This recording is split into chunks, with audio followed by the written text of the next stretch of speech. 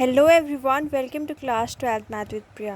तो आज की क्लास में हम डिस्कस करेंगे solution of inverse trigonometry function and उसको हमने ग्राफ में इस तरीके से दिखाया है, मींस एक डायग्राम से हमने इसको रिप्रेजेंट किया है ताकि आपको आसानी से समझ में आ जाए कि इन क्वेश्चंस को कैसे अटैम्प्ट करते हैं। अगर आप ये 4 एग्जाम्पल जो हमने लिए हैं अगर उनको देख लेते हैं तो एक्सरसाइज का कोई भी क्वेश्चन ऐसा नहीं होगा जो आपसे ना हो, आप हर एक क्वेश्चन को कर ले जाओगे। तो यहाँ पे solution of inverse trigonometry function में मैंने 2 केस बनाए हैं। केस नंबर 1, जब रेंज -π/2 से π/2 हो, मतलब जो हमें फंक्शन गिवन है, ट्रिग्नोमेट्री फंक्शन गिवन है, उसकी अगर रेंज -π/2 से π/2 हो। उसके लिए भी 2 केस हैं, अगर एंगल पॉजिटिव हो या फिर एंगल नेगेटिव हो। केस नंबर 2 है अगर रेंज 0 से पाई हो। आपको पता है कि कुछ ट्रिग्नोमेट्री फंक्शन की रेंज 0 से पाई होती है, तो उनके लिए कैसे करेंगे, जब एंगल पॉजिटिव हो और जब एंगल नेगेटिव हो। तो ये 2 केस हम डिस्कस करने वाले हैं और उसमें भी हम 2 एग्जाम्पल से डिस्कस करेंगे। तो आपके पास 4 एग्जाम्पल होंगे। अब देखिए, अगर रेंज -π/2 से π/2 है और एंगल है पॉजिटिव, तो आप क्या करोगे। फॉर एग्जाम्पल साइन है, आपको पता है कि साइन की जो रेंज होती है वो ये होती है। अब एंगल पॉजिटिव है तो आप यहाँ पे चेक कर लो कि एंगल पॉजिटिव है, 1/√2 पॉजिटिव है, तो यानी कि इसको इस कैटेगरी में फॉल करेगा। अब यहाँ पे अब क्या करना है, इसको मान लेना है y, तो y is equal to this sine inverse 1/√2। अब यहाँ पे जो साइन इन्वर्स है वो इधर जाएगा तो क्या हो जाएगा, साइन में चेंज हो जाएगा, sine y is equal to 1/√2।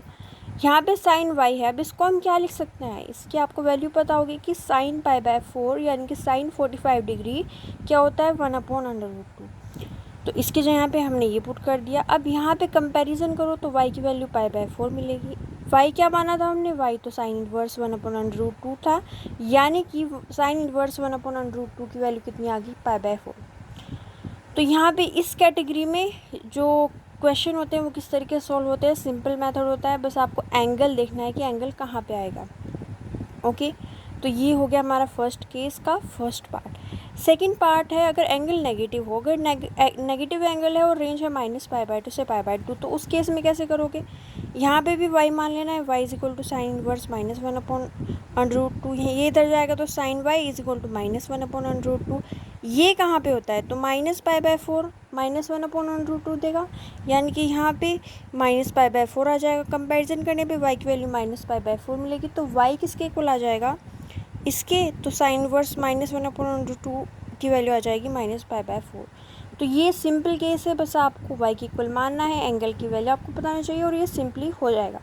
अब केस नंबर 2 देखते हैं, जब रेंज हो 0 से पाई।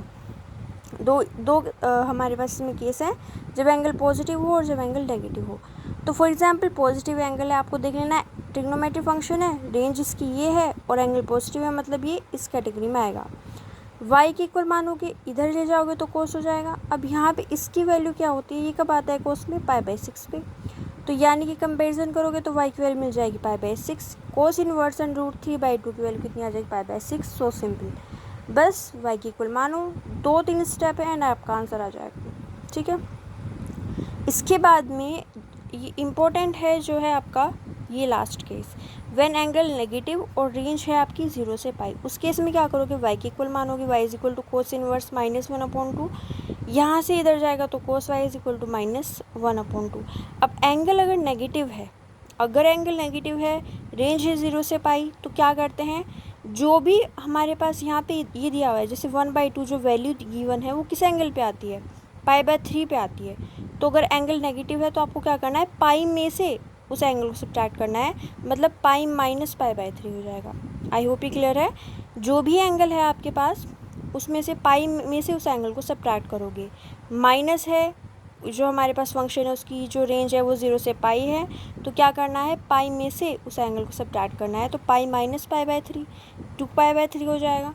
तो यहाँ पे ये डायरेक्टली π/3 नहीं आएगा, यहाँ पे 2π/3 इसलिए आता है क्योंकि पाई में से उसको सब्ट्रैक्ट करते हैं। तो कोस इन्वर्स -1/2 की वैल्यू आ जाएगी 2π/3। तो इस तरीके से एक सिंपल से डायग्राम या फ्लो चार्ट की हेल्प से हमने इसको डिस्कस किया कि क्वेश्चन को कैसे करना है। अब ये आपको आई होप क्लियर हो गया होगा कि positive angle, negative angle, range, इसको कैसे चेक करते हैं, किस कैटेगरी में कैसे सॉल्व करते हैं। तो आई होप आपको समझ में आएगा। अगर आपको हमारी वीडियो अच्छी लगी तो लाइक कीजिए, शेयर कीजिए, हमारे चैनल को सब्सक्राइब कीजिए। Thank you so much for watching.